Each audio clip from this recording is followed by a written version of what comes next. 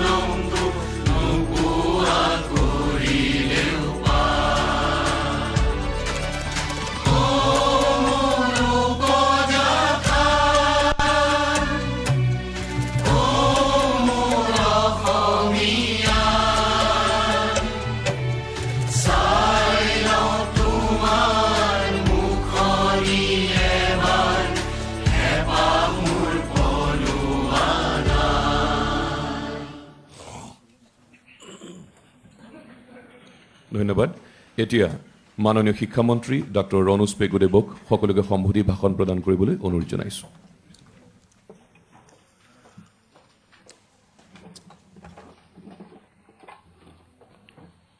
অসমৰ মাননীয় মুখ্যমন্ত্ৰী ডক্টৰ হিমন্ত বিশ্ব শৰ্মা ডাঙৰীয়া, বিশ্ববিদ্যালয়সমূহৰ মাননীয় উপাচাৰ্যসকল, পঞ্জীয়কসকল আৰু অসমৰ বিভিন্ন নিৰ্বাচিত মহাবিদ্যালয়ৰ পৰা অহা অধ্যক্ষসকল, শিক্ষা বিভাগৰ সচিব নাৰায়ণ কোঁৱৰকে ধৰি বিষয়াসকল, সাংবাদিক বন্ধু বান্ধৱীসকল, আপোনালোক সকলোকে নমস্কাৰ জনাইছোঁ। আৰু প্ৰথমে মই মাননীয় মুখ্যমন্ত্ৰীক ধন্যবাদ জ্ঞাপন কৰিছোঁ।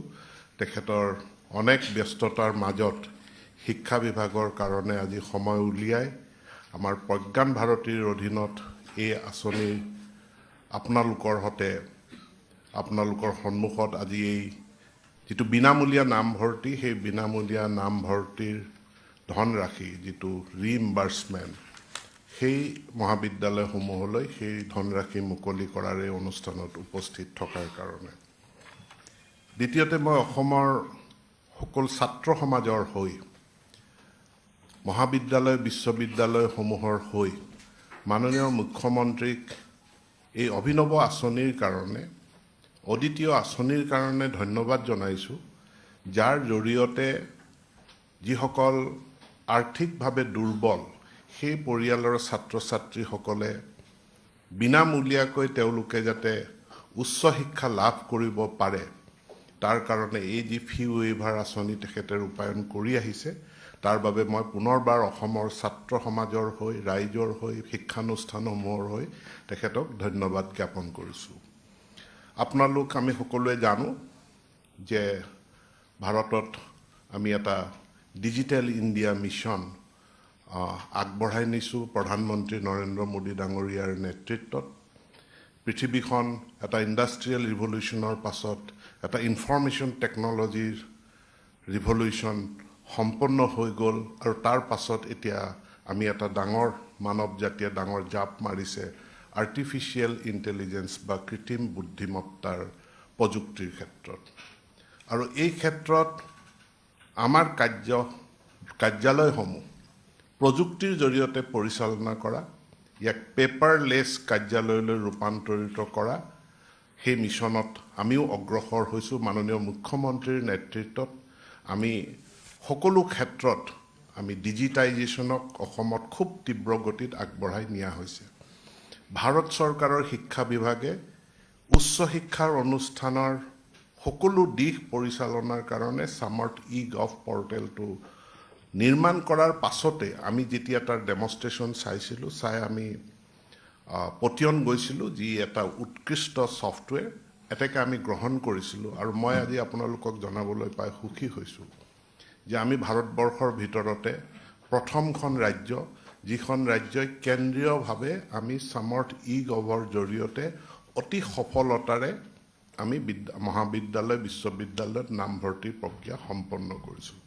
এখনৰ পাছত এখন ভাৰতবৰ্ষৰ ৰাজ্য আমাৰ অসমলৈ আহিছে আমি কেনেকৈ সামৰ্থ ই-গভ ইমপ্লিমেণ্ট কৰিছোঁ তাকে চাবলৈ কেইদিনমান আগত বিহাৰৰ প্ৰতিনিধি দল আহি গৈছে আৰু যোৱা বছৰৰ পাছত এই বছৰ অধিক সফলতাৰে এই নামভৰ্তি প্ৰক্ৰিয়া সম্পন্ন কৰা হৈছে তাত আপোনালোকৰ সহযোগিতাৰ কাৰণে মই ধন্যবাদ জনাইছোঁ কিন্তু একেটা সময়তে মই ক'ব বিচাৰোঁ যে টেকন'লজিৰ বিকল্প একোৱেই নাই আমি বহুত পিছ পৰি থকা এখন ৰাজ্য বহু আগুৱাব লাগিব প্ৰতিযোগিতাত আমি অধিক গতিত আমি দৌৰিব লাগিব আৰু তাৰ কাৰণে একমাত্ৰ আমাৰ সাহাৰা টেকন'লজি আৰু সেই টেকন'লজি গ্ৰহণ কৰাৰ কাৰণে আজি আমি এটা সুন্দৰ ব্যৱস্থা পাইছোঁ যোৱা বছৰ আমি এনেধৰণে যি নামভৰ্তিৰ যি ফিৰ ধনৰাশি আমি লগে লগে মোকলাই দিব পৰা নাছিলোঁ এইবাৰ আমি পাৰিছোঁ এইবাৰ পৰাৰ একমাত্ৰ কাৰণ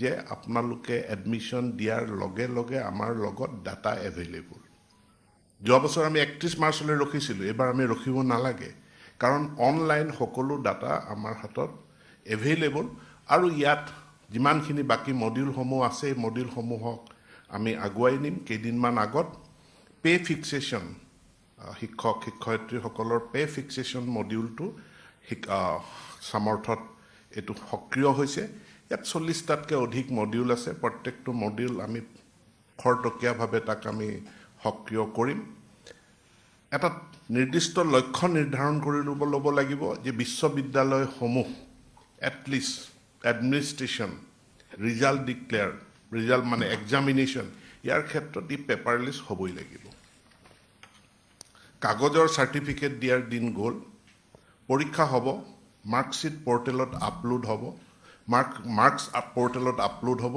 মাৰ্কশ্বিট অটো জেনেৰেট হ'ব মাৰ্কশ্বিট অট'মেটিকেলি ডিজি লকাৰলৈ ট্ৰান্সফাৰ হ'ব ছাত্ৰ ছাত্ৰীয়ে পৃথিৱীৰ য'তেই নাথাকক কিয় তেওঁ ডিজি লকাৰৰ পৰা মাৰ্কশ্বিটখন পাছ চাৰ্টিফিকেটখন তেওঁ ডাউনলোড কৰি ল'ব তেওঁৰ নিজস্ব একাউণ্টৰ পৰা আৰু সি সঞ্চিত হৈ থাকিব সেইখন হেৰাই যোৱাৰ পানীত তিতাৰ কোনো সম্ভাৱনা নাথাকে গতিকে এই ক্ষেত্ৰত মই আপোনালোকৰ সহায় সহযোগিতা মই আগবাঢ়িছোঁ দ্বিতীয় এটা বিষয়ত মই আপোনালোকৰ সহায় সহযোগিতা আগবাঢ়িম যে হঠাতে ডিমাণ্ড আহে যে আমাৰ ছায়েন্স ষ্ট্ৰীমটো খুলিব লাগে হঠাৎকৈ ডিমাণ্ড আহে যে আমাৰ ইয়াত ফিলচফি ডিপাৰ্টমেণ্টটো নাই খুলিব লাগে কিন্তু আজি যেতিয়া আমি পৰ্টেলত চাইছোঁ মোৰ ছায়েন্সৰ ছিট যিমান আছে তাৰ 53% ফিল আপ হৈছে এইটো হয়তো 70লৈ যাব পাৰে তেতিয়াও 30% ছিট ভেকেণ্ট থাকি যাব ছাত্ৰ ছাত্ৰীসকলৰ ইচ্ছা যে মোক নিৰ্দিষ্ট এখন বিদ্যালয়তে মই এডমিশ্যনটো ল'ব লাগে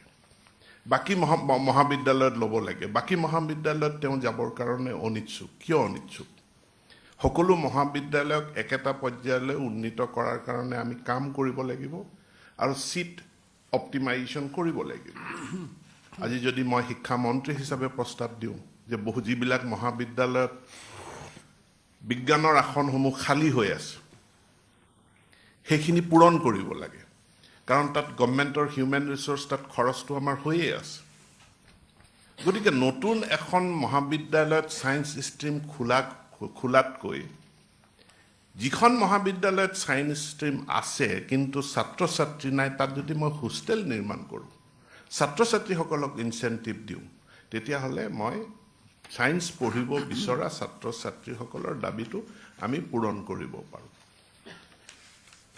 যেতিয়া এখন মহাবিদ্যালয়ে কয় মোক ফিলচফি ডিপাৰ্টমেণ্টটো লাগে দেখা যায় ওচৰতে এখন মহাবিদ্যালয়ত ফিলচফি আছে আৰু তাৰ আসনখিনি পূৰণ হোৱা নাই কলেজ ক্লাষ্টাৰিঙৰ যিটো প্ৰস্তাৱ, কলেজ ক্লাষ্টাৰিং অন্য একো নহয়, এখন 2-3খন কলেজৰ মাজত এখন MOU। মোৰ মহাবিদ্যালয়খনত ফিলচফি নাই, মোৰ কাষৰ মহাবিদ্যালয়খনত ফিলচফি আছে। আমি 2খন মহাবিদ্যালয় এখন যদি MOU চহী কৰোঁ যে মোৰ ফিলচফি পঢ়িব বিচৰা ছাত্ৰ ছাত্ৰীসকলে আপোনাৰ মহাবিদ্যালয়ত গৈ ফিলচফিৰ ক্লাছকেইটা কৰিব, আৰু তাৰ কাৰণে যিটো ফি শ্বেয়াৰিং হ'ব লাগে সেইটো 2খন মহাবিদ্যালয় ঠিক কৰি ল'লেই হ'ল। কাৰণ এখন মহাবিদ্যালয়ত মোৰ ফিলচফি আছে, পৰ্যাপ্ত ছাত্ৰ ছাত্ৰী নাই, তেনেস্থলত ওচৰৰে আৰু এখন মহাবিদ্যালয়ত ফিলচফি ডিপাৰ্টমেণ্ট এটা খোলা, এইটো কোনো ধৰণে যুক্তিকৰ নহয়, বা ইয়াত আমাৰ যি ৰিচোৰ্চ আছে, আমাৰ ৰিচোৰ্চৰ অপটিমাইজেশ্যন ইয়াৰ জৰিয়তে নহয়। গতিকে এই দিশতো যে আমাৰ যিমান চিট আছে, চিটসমূহৰ চেচুৰেশ্যন আমাৰ কেনেধৰণে হ'ব, চিটসমূহৰ অপটিমাইজেশ্যন আমাৰ কেনেধৰণে হ'ব, সেই দিশতো মই বিশ্ববিদ্যালয় মহাবিদ্যালয়বিলাকক চিন্তা চৰ্চা কৰিবৰ কাৰণে বিনম্ৰভাৱে আহ্বান জনাইছোঁ। 1. Paperless university, paperless college. 2. Optimum utilisation of human resources. এই দুটা দিশত ফ'কাছ কৰিবলৈ মোৰ ফালৰ পৰা আজিৰ দিনটোত আহ্বান জনাইছোঁ। আজি প্ৰথম পৰ্যায়ৰ ধনৰাশি ফি ৱেইভাৰ স্কিমৰ মুকলি কৰি দিয়া হ'ব মহাবিদ্যালয়লৈ। মহাবিদ্যালয়ে যিসকলক মানে নন ফি ৱেইভাৰ স্কিমত এডমিশ্যন কৰিছিল, তেওঁলোকৰ ফিসমূহ পৰ্টেলৰ জৰিয়তে এটা পে'মেণ্ট গেটৱেৰ জৰিয়তে আমাৰ একাউণ্টত জমা হৈছিল। ইতিমধ্যে পইচাসমূহ আমি মহাবিদ্যালয়সমূহলৈ ঘূৰাই দিয়া আৰম্ভ কৰিছোঁ। মহাবিদ্যালয়সমূহ আপোনালোকে একাউণ্টবিলাক চেক কৰিব, পে'মেণ্ট গেটৱেৰ থ্ৰু দি ৰিচিভ কৰা ফিজৰ পইচা আপোনালোকে ঘূৰাই পাই আছে। কোনোবাই যদি নাই পোৱা এটা হোৱাটছএপ মেছেজ দিব, আমি চাই দিম। এই কথাখিনি কৈ পুনৰবাৰ মুখ্যমন্ত্ৰী মহোদয়ক আজিৰ এই অনুষ্ঠানত গ্ৰহণ কৰিবলৈ অহাৰ বাবে মোৰ ফালৰ পৰা শিক্ষা বিভাগৰ তৰফৰ পৰা ধন্যবাদ জনাই মোৰ বক্তব্য সামৰণি মাৰিছোঁ। নমস্কাৰ। মাননীয় শিক্ষামন্ত্ৰী মহোদয়ক ধন্যবাদ জনাইছোঁ। এতিয়া অসমৰ উচ্চ শিক্ষা প্ৰতিষ্ঠানলৈ মাননীয় মুখ্যমন্ত্ৰী ডক্টৰ হিমন্ত বিশ্ব শৰ্মা ডাঙৰীয়াই আনুষ্ঠানিকভাৱে বিনামূলীয়া নামভৰ্তিৰ ধন বিতৰণ কৰিব। আমি 5খন মহাবিদ্যালয়ৰ মাননীয় অধ্যক্ষক আমন্ত্ৰণ জনাম। একেলগে এবাৰ নামকেইটা কৈ দিছোঁ, যাতে মাজত যদি কোনোবা বহি আছে উঠি আহিব পাৰিব। টংলা মহাবিদ্যালয় ওদালগুৰি, গোৱালপাৰা মহাবিদ্যালয় গোৱালপাৰা, পূব কামৰূপ মহাবিদ্যালয় কামৰূপ, ওদালগুৰি মহাবিদ্যালয় আৰু বিলাসীপাৰা মহাবিদ্যালয়। ইতিপূৰ্বে এই ধন মোকলাই দিয়াত কিছু পলম হৈছিল, কিন্তু এতিয়া সমৰ্থ পৰ্টেলৰ সহায়ত এই প্ৰক্ৰিয়া অতি সহজ হৈ পৰিল, সোনকালে দিব পৰা হ'ল। প্ৰথমেই টংলা মহাবিদ্যালয়ৰ অধ্যক্ষ মহোদয়ক আমন্ত্ৰণ জনাইছোঁ। ৰিনুৱেল পৰীক্ষাসমূহ হৈ গ'লে দ্বিতীয় পৰ্যায়ৰ ধনৰাশি ছেপ্টেম্বৰ মাহত মোকলাই দিয়া হ'ব। টংলা মহাবিদ্যালয় ওদালগুৰি।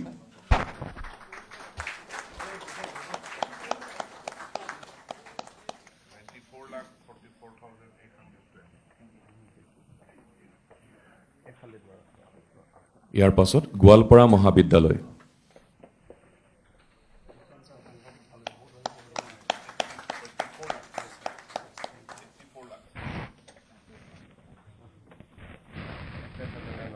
কামৰূপ জিলাৰ পূব কামৰূপ মহাবিদ্যালয়।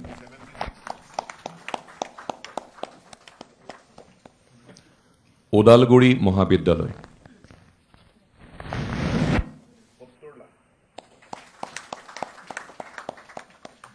বিলাসীপাৰা মহাবিদ্যালয় ধুবুৰী।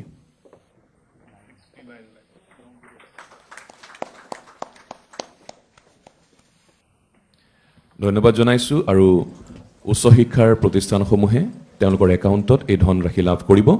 5খন মহাবিদ্যালয়ৰ সন্মানীয় অধ্যক্ষসকলক ইয়াত আনুষ্ঠানিকভাৱে এই ধনৰাশিৰ চেক প্ৰদান কৰা হ'ল। এতিয়া আমাৰ শ্ৰদ্ধাৰ মাননীয় মুখ্যমন্ত্ৰী ডক্টৰ হিমন্ত বিশ্ব শৰ্মা ডাঙৰীয়াক সকলোকে উদ্দেশ্যি ভাষণ প্ৰদান কৰিবলৈ অনুৰোধ জনাইছোঁ।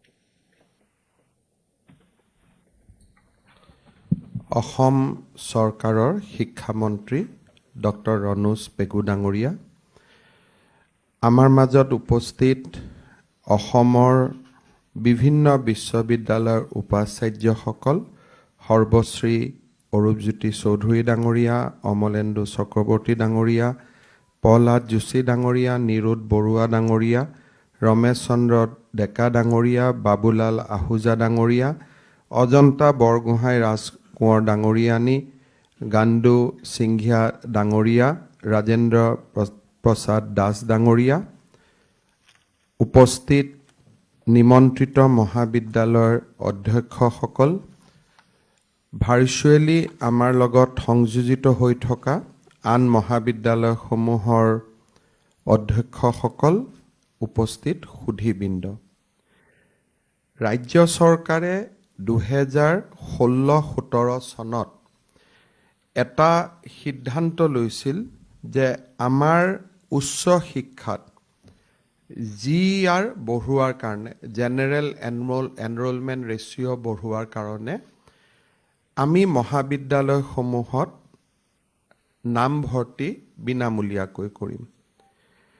পৰৱৰ্তী পৰ্যায়ত বিশ্ববিদ্যালয় আৰু উচ্চতৰ মাধ্যমিক বিদ্যালয়সমূহলৈও এই আঁচনি আমি সম্প্ৰসাৰিত কৰিব পাৰিছিলোঁ। 2016-17 চনত 1,38,085 গৰাকী ছাত্ৰ ছাত্ৰীয়ে বিনামূলীয়া নামভৰ্তি লাভ কৰিছিলে। 2023-24 আজি পৰ্যন্ত 2,94,633 গৰাকী ছাত্ৰ ছাত্ৰীয়ে বিনামূলীয়া নামভৰ্তি লাভ কৰিবলৈ সক্ষম হৈছে। এই সংখ্যাই এই আঁচনিখনৰ সৰ্বদিশৰ সফলতাক প্ৰমাণ কৰে। যোৱা কেইটামান বছৰত নামভৰ্তি কৰাৰ পিছত আমি বিশ্ববিদ্যালয় মহাবিদ্যালয়সমূহক সুধিছিলোঁ যে আপোনালোকে কিমান ল'ৰা ছোৱালীক বিনামূলীয়াকৈ নামভৰ্তি কৰিলে। কাৰণ চৰকাৰী কৰ্মচাৰীৰ সন্তান, ইনকাম টেক্স দিয়া ব্যক্তিৰ সন্তান বা যাৰ উপাৰ্জন 2 লাখ টকাতকৈ বেছি, তেওঁলোকক আমি বিনামূলীয়া এডমিশ্যনৰ সুবিধা নিদিছিলোঁ। আমি সেইসকলক বিনামূলীয়া এডমিশ্যনৰ সুবিধা দিছিলোঁ যাৰ দেউতাক মাকৰ আয়ৰ পৰিমাণ বছৰি 2 লাখ টকাতকৈ কম। এই গোটেইখিনি কাগজ পত্ৰ পৰীক্ষা কৰি মহাবিদ্যালয়ৰ অধ্যক্ষসমূহে কোনোবাজনে আমাক ছেপ্টেম্বৰত কাগজ দিয়ে, কোনোবাজনে আমাক অক্টোবৰত দিয়ে, কোনোবাজনে ডিচেম্বৰত দিয়ে, কোনোবাজনে ফেব্ৰুৱাৰীত দিয়ে। এটা সময়ত যিসকলে আগতীয়াকৈ কাগজ দিয়ে তেওঁলোক অধৈৰ্য হৈ পৰে যে আমাৰ টকাটো কিয় অহা নাই। বিভিন্ন সংবাদ মাধ্যমৰ আশ্ৰয় লয় যে আমাৰ টকাটো দিয়া নাই, কলেজে আমাক ফ্ৰী এডমিশ্যন কৰোৱাই দিলে চৰকাৰে, আজিলৈকে আমাক দিয়া নাই। বহু কেইবাৰ এনেকুৱা সভাত কলেজ অধ্যক্ষ পৰিষদক মই আহ্বান জনাইছিলোঁ যে এখন কলেজৰ কাৰণে আন এখন কলেজে যাতে চাফাৰ নকৰে, সেইকাৰণে আপোনালোকে এটা কাট অফ ডেট ঠিক কৰক আৰু কাট অফ ডেটৰ আগতে গভৰ্ণমেণ্টক ডেটাখিনি দি পঠাওক। যি নহওক, আমি বহু বছৰ চেষ্টা কৰিও 16-17 চনৰ পৰা চেষ্টা কৰিও এই ধৰণৰ ডিচিপ্লিন এটা মহাবিদ্যালয়সমূহত অনাত আমি ব্যৰ্থ হ'লোঁ। এইবাৰ এই ডিচিপ্লিনটো আমাৰ মাজত কেনেকৈ আহি পৰিল? Because of technology. যেতিয়া সমৰ্থ পৰ্টেলৰ জৰিয়তে নামভৰ্তিৰ কাম আৰম্ভ কৰিলোঁ, প্ৰথম যে গভৰ্ণমেণ্টে কিবা এটা ওলাইছে তাক আমি বিৰোধিতা কৰিব লাগে।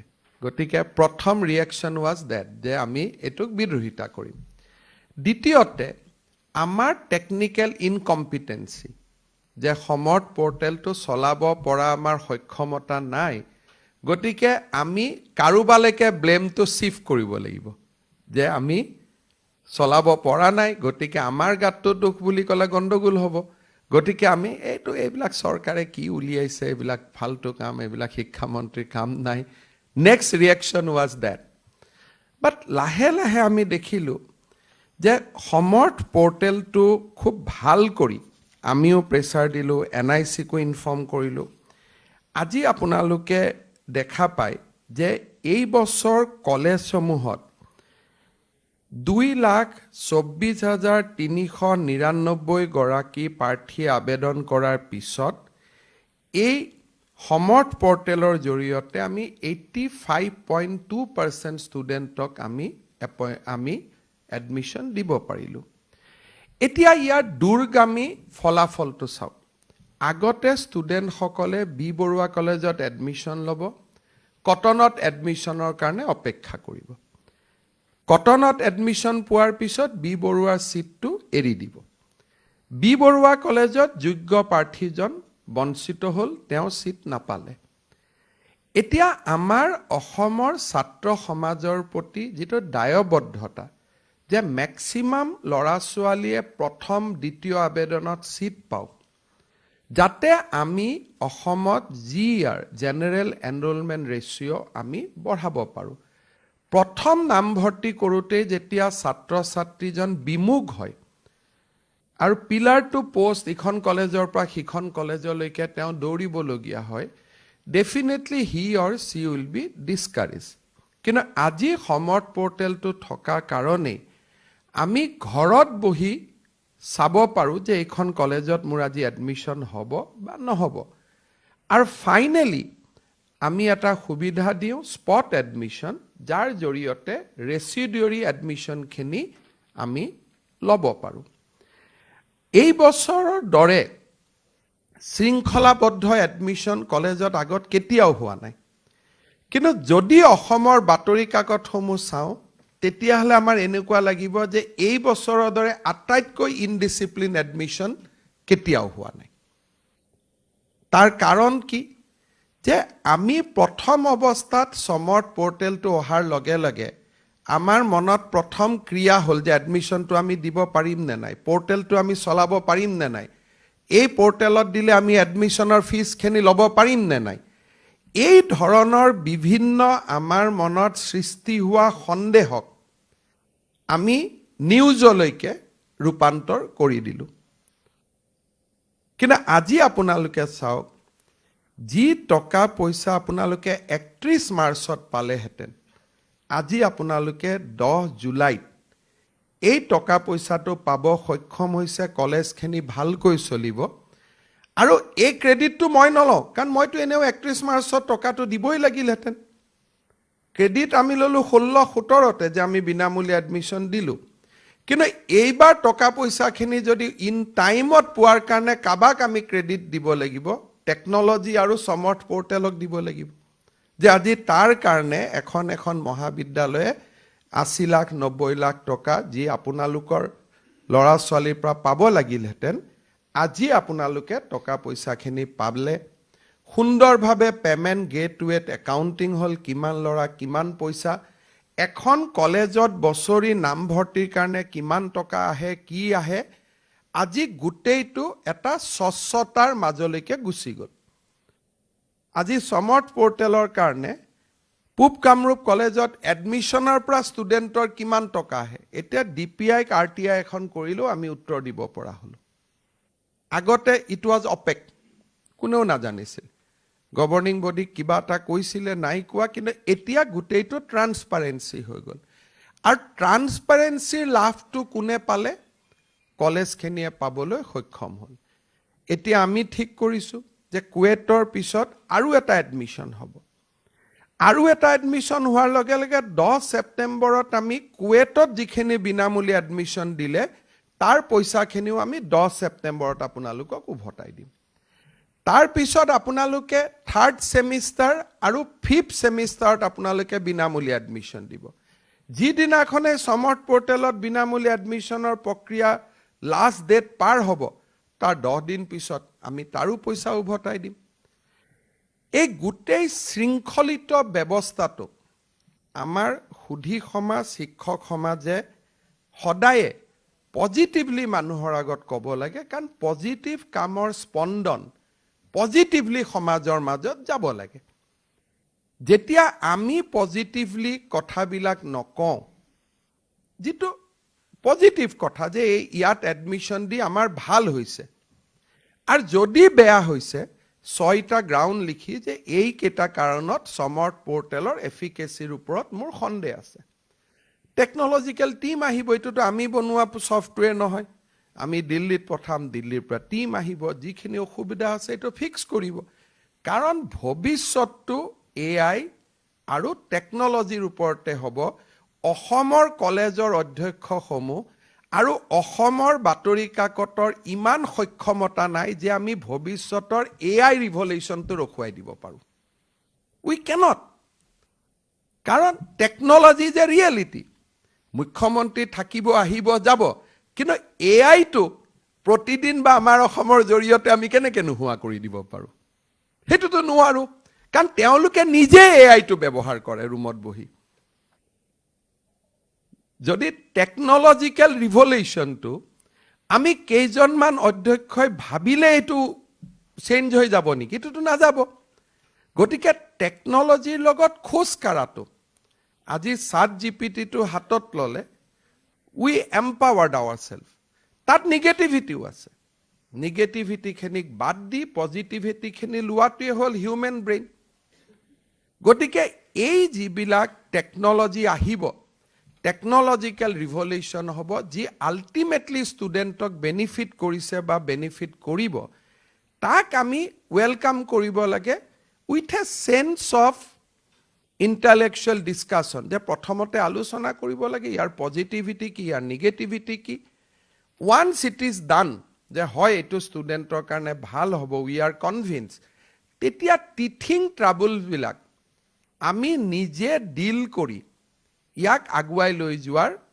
আমাৰ সকলোৰে কালেক্টিভ কেপেবিলিটি থাকিব লাগিব এইবাৰ যিকোনো কলেজৰ অধ্যক্ষই ক'ব যে এডমিশ্যন দি এবাৰ অশান্তি পোৱা নাই আমি আগতে আহিব বি বৰুৱা কটন আপোনালোকে নিজেই ক'ব বিকজ টেকনলজি ছ' স্মুথ যেতিয়া অসমত এই ধৰণে এডমিশ্যন হোৱা বুলি গম পালে বিহাৰ আৰু গোৱাৰ পৰা এডুকেশ্যন মিনিষ্টাৰসকল অসমত দৌৰি আহিছে চাবৰ কাৰণে যে অসমত কেনেকৈ এটা সুন্দৰভাৱে পৰ্টেলৰ জৰিয়তে লাখ লাখ ষ্টুডেণ্টক কলেজত নামভৰ্তি কৰিব পৰা হ'ল যিটো অসমৰ বাবে গৌৰৱৰ ক্ষণ সেইটো আমি ইয়াতে খিচিৰি পকাই ইয়াক আমি এটা অন্য ৰাস্তাত লৈ গ'লো লৈ যোৱাৰ মূল কাৰণটোৱে হ'ল কি যে প্ৰথমতে টেকনলজি বুলি ক'লে আমি ভয় খালোঁ কিবা গণ্ডগোল হ'ব ইটো হ'ব সিটো হ'ব এইটো হ'ল এটা দ্বিতীয়তে কলেজৰ অধ্যক্ষসমূহলৈকে মোৰ এটা অনুৰোধ যে আপোনালোকে জানে যে মহাবিদ্যালয়খনত আমি ফ্ৰী এডমিশ্যন দিওঁ তাৰ পিছত ষ্টুডেণ্টৰ লগত আমি কিয় যুঁজ বাগৰ কৰি থাকিব লাগে আৰু এটা 600 টকা আমি কিয় ষ্টুডেণ্টৰ পৰা ল'ব লাগে লাগিলে 600 টকা মোক খুজি দিয়ক আকৌ যে মুখ্যমন্ত্ৰী মহোদয় আপুনি যদি ইমান দিছেই মোক আৰু এটা 600 টকা দি দিয়ক অধ্যক্ষসকলৰ লগত ষ্টুডেণ্টৰ সম্পৰ্ক তেতিয়া ভাল হ'ব যেতিয়া ইউ কেন টেক ক্ৰেডিট যে বাবা মই চৰকাৰে দিয়া বুলি ক'ব নালাগে যে মই তোক ফ্ৰী এডমিশ্যন কৰি দিলোঁ কমপ্লিট গ' and sign in the life আপোনালোকে লগত কি লগাই দিয়ে নহয় মেগাজিন ওলাব লাগিব কলেজ উইক কৰিব লাগিব 600 টকা দিয়ক you are not tax collector of Guwahati municipality corporation এই যিটো আজি মই এই মিটিংখন নাপাতিলোহেঁতেন এই মিটিংখন যোৱাকালি পূব বংশৰ কলেজৰ অধ্যক্ষক মোৰ নিজৰ ইনিচিয়েটিভত মই ছাছপেণ্ড কৰিছিলোঁ Ranoj Pegu was reluctant DPI was reluctant মই বুজাই দিম বুজোৱা বুজি কথা নাই কিয় বুজাব লাগে কাক বুজাম আমি মই মোৰ ল'ৰাকহে বুজাম বাকী মই কলেজৰ অধ্যক্ষ এজনক বুজোৱাৰ মোৰ সাহস আছে নেকি I have to implement the rule and law বুজোৱাৰ মোৰ অধিকাৰ ক'ত আছে বুজালে তেওঁ বুজিব কিয় মোক ক'ব ভাই আপুনি এজন মুখ্যমন্ত্ৰী আপুনিতো আপোনাৰ কি ডক্টৰেট আছে কি PhD আছে মই ইমান শিক্ষা দীক্ষা ল'লো মোক কিয় আপুনি বুজায় আমাৰতো বুজোৱা কাম নহয় না বুজনি লোৱাটো আপোনালোকৰ কাম being the government employee, public servant, it is your responsibility to obey the government order in toto. আজি বেলেগ বাদ দিয়ক মুখ্যমন্ত্ৰীৰ সমষ্টিৰ শুৱালকুছি কলেজতে 600 টকা উঠাই দিছে অধ্যক্ষজনে মোলৈকে লড়াইটো আৰু অসত্য কথা নকয় হোৱাটছআপত আহিব ফেচবুকত আহিব and I have a connectivity with the student community. So মোৰ ৰিকুৱেষ্ট আজি গৈ আপোনালোকক লাগিলে 600 টকা মই আৰু বেছি কৈ দি দিম কোনো অসুবিধা নাই but free admission should be free admission ইয়াত কোনো ডাইলুশন হ'ব নালাগে এটা সামৰ পৰা আপোনালোকে টকা লয় যোন সমাজত সমৰ্থবান 4 লাখ টকাৰ ওপৰত ইনকাম আছে এইবাৰ আমাৰ সাৰ্কুলাৰ 2 লাখ টকা আছিল কিন্তু পিছত আমি ডাইলুট কৰি দিলু যে ৰেশন কাৰ্ডখন থাকিলে দিব সো বাই ইমপ্লিকেশন ই 4 লাখ হল যদিও গভৰ্নমেন্টে 2 লাখ টকা লৈকে দিয়ে কিন্তু এইবাৰ আমি যেটো ৰেশন কাৰ্ডখনৰ ওপৰতে বিনামূলীয়া এডমিশন দিলু দিব কলো so income bar has gone up to 4 lakhs rupees যেতিয়া 4 লাখ টকা আমাৰ ইনকাম bar হল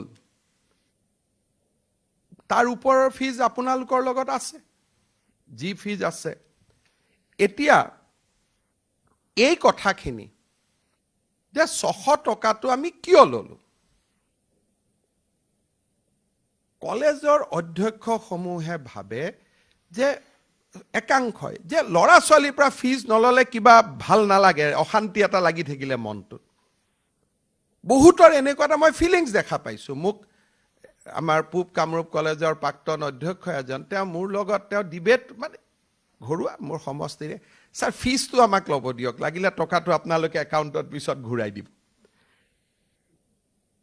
somehow ফিজটো লোৱাটো কিবা এটা কি আছে মই নাজানো they enjoy taking the fees বুলে স্যাৰ আপোনালোকে ফ্ৰী দিব ডাইৰেক্টলি একাউণ্টত ঘূৰাই দিব আমি একাউণ্ট নম্বৰটো ঘূৰাই দিম কিন্তু আমাক ফিজ কিনি ল'ব দিয়ক আপোনালোকে কাবাক এপইন্টমেন্ট দি থৈছে কলেজত without following government rules and regulation তেওঁলোকে 1 তাৰিখে আহি আপোনালোকক দিগদাৰি কৰে সো আপোনালোকৰ নেপোটিজমটোৰ কাৰণে don't put government in trouble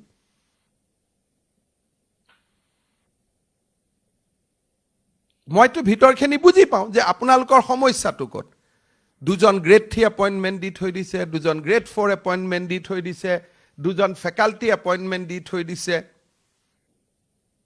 আৰু গভৰ্নমেন্টৰ চকুত হেখিনি পৰিব নালাগে গটিকে ফিজৰ টকাখিনি দি আপোনালোকে তেওঁলোকক কিবা কিবি দি চলাই থাকে আৰু আমি ভ্ৰমণত গলে আমাক মেমৰেন্ডাম দিয়ে তেওঁলোকে you create a problem then you shift that to us খুব ধুনিয়াকৈ এটা সময়ত হেখিনি আৰু সেই মানুহখিনিয়ে লিখে সৰকাৰে আমাক বঞ্চনা কৰিছে সৰকাৰে আমাক ঠগাইছে আমাক কন্টেক্সুৱেল কৰি ৰাখি থৈ দিছে সৰকাৰে গমে না পায় যে এনেকুৱা মানুহ আছে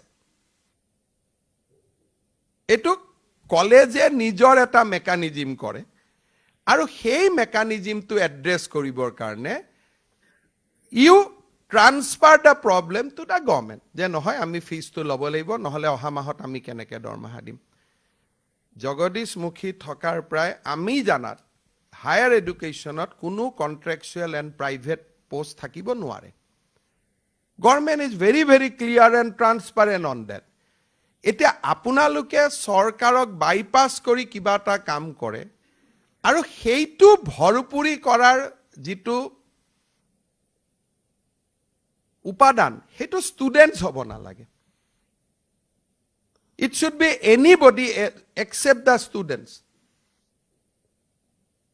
গটিকে মোৰ বিনম্ৰতাৰে নিবেদন স্টুডেন্টছৰ পৰা যি সকলে 600 টকাটো লৈছিলে আজি আপোনালোকে উভতাই দিয়ক কুৱেটৰ বিনামূলীয়া এডমিশনৰ পইচাও আমি আপোনালোকক 30 সেপ্টেম্বৰত দি দিম 3rd আৰু 5th সেপ্টেম্বৰৰো আপোনালোকক অন টাইম আপোনালোকে পইচা পাই যাব ষ্টুডেন্টৰ পৰা কোনো কাৰণতে আপোনালোকে টকা পইচা সৰস্বতী পূজাৰ চান্দাটো কালেক্ট নকৰিব let them have a feeling that society takes care of them at least তেতিয়া এই ল'ৰা ছোৱালীবিলাকে ডাঙৰ হৈ ছ'চাইটিক কিবা এটা উভতাই দিবৰ কাৰণে চেষ্টা কৰে যে আমাক ছ'চাইটিয়ে পঢ়ুৱাইছিলে, গতিকে আমি ছ'চাইটিক কিবা এটা উভতাই দিম। যদি বিনামূলীয়া এডমিশ্যন দিলোঁ, কিন্তু হাপ মাৰি নেগুৰত বিষ এটা থৈ দিলোঁ, তাৰ পৰাতো কাৰো লাভ নহয়। না চৰকাৰৰ লাভ হ'ল, না আপোনালোকৰ লাভ হ'ল, না ষ্টুডেণ্টজনৰ লাভ হ'ল। মই যদি কোনোবা এখন মিটিঙত গৈ কওঁ মই বিনামূলীয়া এডমিশ্যন দিছোঁ, অডিয়েঞ্চটোৱে ক'ব ক'ত বিনামূলীয়া, আমিতো দিছোঁ 600 টকা। আকৌ দেউতাক মাককতো 600টো 1000 বুলিও ক'ব পাৰে। চ' এ ক্লিয়াৰ মেছেজ শুড গ' যে ফ্ৰী মিনছ ফ্ৰী, এটকাও নাই। নহ'লে আমি কম, নাম দি দিম স্কিমটোৰ যে বিনামূলীয়া নহয়, ৰেহাই মূল্য বুলি। Will change the name. তেতিয়া ষ্টুডেণ্টেও জানিব যে কলেজত এডমিশ্যন ল'লে 6000 টকা ফিজ লাগে, কিন্তু গভৰ্ণমেণ্টেটো 1000 টকা কৰি দিলে। তেতিয়া আমি বজাৰত ক'ম যে 1000 টকীয়া এডমিশ্যন, তেতিয়া আমি বিনামূলীয়া শব্দটো নকওঁ। কিন্তু এজ লং এজ আমি বিনামূলীয়া কম, এইটো বিনামূলীয়াই হ'ব লাগিব। মই আশা কৰিছোঁ যে অহা 15 দিনৰ ভিতৰত, যিসকলে ভিডিঅ'ত শুনি আছে সকলোৰে কাৰণে কৈছোঁ যে অহা 600 শব্দটো মই কেনেকৈ গম পালোঁ, কোনোবাই যদি 600 নলয়, মইতো 800 বুলিও গম পাব পাৰিলোহেঁতেন, মই 900 বুলিও গম পাব পাৰিলোহেঁতেন। এই যে 600 শব্দটো গম পালোঁ, তাৰমানে 600 লয় কাৰণে 600 বুলি গম পালোঁ। সেইকাৰণে মোৰ সকলোকে ৰিকুৱেষ্ট, আজি যিহেতু আপোনালোকৰ হাতত একাউণ্টত টকা পইচা ট্ৰেন্সফাৰ হ'ল, অহা কালি পৰহি ধুনীয়াকৈ 600 টকাটো উভতাই দিয়ক। মোৰ নজৰ থাকিব, মই DC সকলকো ক'ম যে চেক কৰিবৰ কাৰণে, আৰু আপোনালোকে এইটো উভতাই দিব বুলি মই আশা কৰিছোঁ। কাৰণ বাকী কথা একো নাই, ই অধ্যক্ষসকলৰ বহুত মৰেল অথৰিটি কলেজত বৃদ্ধি কৰিব। কাৰণ ষ্টুডেণ্টজনে নাজানে মুখ্যমন্ত্ৰীয়ে বিনামূলীয়াকৈ দিছে বুলি। Credit goes to the principal only. ভাবে প্ৰিন্সিপালে বিনামূলীয়াকৈ দিছে, কোনে গম পায় যে মুখ্যমন্ত্ৰীয়ে দিছে, শিক্ষামন্ত্ৰীয়ে দিছে। It enhance the negotiating power of the principal with the student, যে চা তোক মই বিনামূলীয়া এডমিশ্যন দিছোঁ, তই কিন্তু পুৰা ক্লাছত আহিব লাগিব। You have to maintain the highest level of discipline. So you can create a very good section of students out of that free admission. আৰু এই আঁচনিবিলাকে মানুহৰ জীৱনত কেনেকৈ স্পৰ্শ কৰে, মই এটা সৰু উদাহৰণ দিছোঁ। 16-17 যেতিয়া এই আঁচনিটো আমি আৰম্ভ কৰোঁ, মই মঙলদৈ কলেজত গৈছিলোঁ, ষ্টুডেণ্টবিলাকৰ বিৰাট ফূৰ্তি যে আমি বিনামূলীয়া এডমিশ্যন পালোঁ। তাৰপিছত মই শদিয়া কলেজত গৈছিলোঁ। শদিয়া কলেজত মই স্পীচ দি আছিলোঁ, এজনী ছোৱালী আহি পেলাই মোক এখন সৰু কাগজৰ টুকুৰা দিলে, লিখিলে যে মুখ্যমন্ত্ৰী মহোদয়, তেতিয়া শিক্ষামন্ত্ৰী আছিলোঁ, আপুনি দিয়া বিনামূলীয়া এডমিশ্যনৰ কাৰণে দেউতা মাই মোক কলেজত পঢ়াব খোজা নাছিল, বিনামূলীয়া এডমিশ্যন দিয়াৰ কাৰণে মই পঢ়িলোঁ, কিন্তু কলেজত আহি গম পালোঁ যে 3rd ছেমিষ্টাৰতো মই আকৌ এবাৰ ফিজ দিব লাগিব। তেতিয়াতো দেউতাই মোক কলেজখনৰ পৰা আঁতৰাই লৈ যাব। সিদিনাখন তাতে ডাইচতে মই এনাউন্স কৰিলোঁ যে 3rd ছেমিষ্টাৰ এণ্ড 5th ছেমিষ্টাৰতো আমি বিনামূলীয়াকৈ দিম। তাৰমানে কিমান ষ্টুডেণ্টে কলেজত নপঢ়া বুলি কিমান ষ্টুডেণ্টে এই স্কিমটোৰ কাৰণে কলেজত আহিলে, তাৰ আপোনালোকে এটা ফিলিংছ এটা, মই যদি এখন মিটিঙত গৈ গম পাইছোঁ, আপোনালোকে সেই ফিলিংছটো ডেইলি গম পায়। ঠেলালাৰ ছোৱালী, ৰিক্সালাৰ ল'ৰা, কিমানে কলেজত এই এডমিশ্যনটো লৈছে বিকজ অফ ফ্ৰী এডমিশ্যন, মোতকৈ আপোনালোকে বেছি ভালকৈ, মোৰ যদি শদিয়া কলেজৰ এইটো অভিজ্ঞতা, আপোনালোকৰ it is a day to day experience, সদায় আপোনালোকে গম পায় যে ইয়াৰ ফলত আমি কিমান আগবাঢ়িব পাৰিছোঁ। যোৱা বছৰ আমাৰ GER আছিলে টোটেল 21-22ত এডমিশ্যন আছিলে 6,950,000 ইনক্লুডিং প্ৰাইভেট গভৰ্ণমেণ্ট। 2022-23 আমাৰ এডমিশ্যন বাঢ়িলে 7,49,000। এই আঁচনিয়ে হওক, নতুন নতুন কলেজ খোলাৰ কাৰণে হওক, প্ৰাইভেট ছেক্টৰত এক্সপানশ্যনৰ কাৰণে হওক, এটা বছৰত আমাৰ কলেজত 1.5 লাখ ষ্টুডেণ্টৰ এডমিশ্যন বাঢ়িছে। অসমৰ দৰে ৰাজ্য এখনৰ বাবে ইয়াতকৈ কি ভাল খবৰ হ'ব পাৰে? আপোনালোকে উচ্চ শিক্ষা জগতখনত আছে, 16% আমাৰ GER, এইবাৰ 19-20লৈকে আমি যাব পাৰোঁ, বাট উই হেভ পটেঞ্চিয়েল টু গ' আপ টু 25%। গতিকে আপোনালোকে বিনামূলীয়া এডমিশ্যনটো খুব এটা অন্তৰত সোমাই যোৱা আঁচনি হিচাপে আপোনালোকে এডপ্ট কৰক। 2016-17 পৰাই এই আঁচনিটো গভৰ্ণমেণ্ট ড্ৰিভেন হৈ থাকিলে, যে চৰকাৰী প্ৰচেষ্টা। এই বছৰ আৰু অহা বছৰৰ পৰা এইটো আপোনালোকে আপোনালোকৰ প্ৰচেষ্টা বুলি গ্ৰহণ কৰক, যে আমি ইনিচিয়েটিভ ল'ম। আৰু সমৰ্থ পৰ্টেল যিহেতু আছে, এডমিশ্যনৰ টকা উভতাই দিওঁতে গভৰ্ণমেণ্টে দেৰি কৰাৰ কোনো কাৰণ নাই। আমি 31 মাৰ্চত হ'লেও টকাটো দিব লাগিব, জুনত হ'লেও আমি দিব লাগিব। টকাটোতো আমি দিবই লাগিব, যিহেতু আপোনালোকক আমি এচিয়ৰ্ড কৰিছোঁ। সেইকাৰণে মই আপোনালোকক অনুৰোধ কৰিম যেন আপোনালোকে সময়ৰ লগত খাপ খাই এই আঁচনিটোক নিজৰ বুলি এডপ্ট কৰে।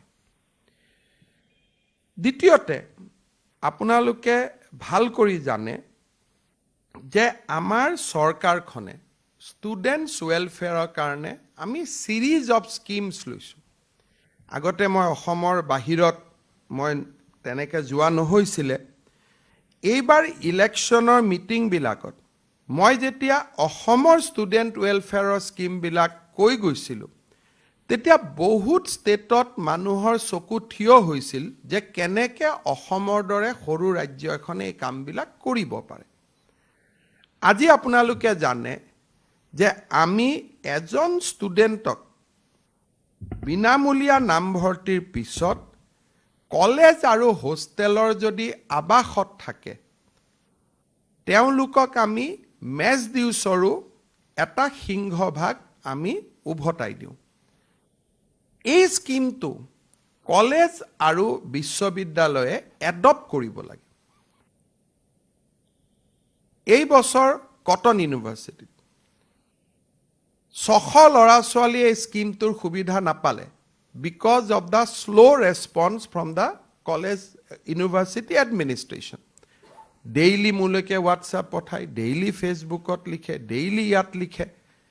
কথাটো হ'ল যে যদি কলেজৰ অধ্যক্ষসকল আপোনালোক কোনো প্ৰকাৰে ছিষ্টেমটোৰ পৰা দূৰত নহয়, গভৰ্ণমেণ্টে স্কিম এটা ল'লে আপোনালোকে গম পায়েই, এনেকুৱা গম নোপোৱাটো কথা নাই।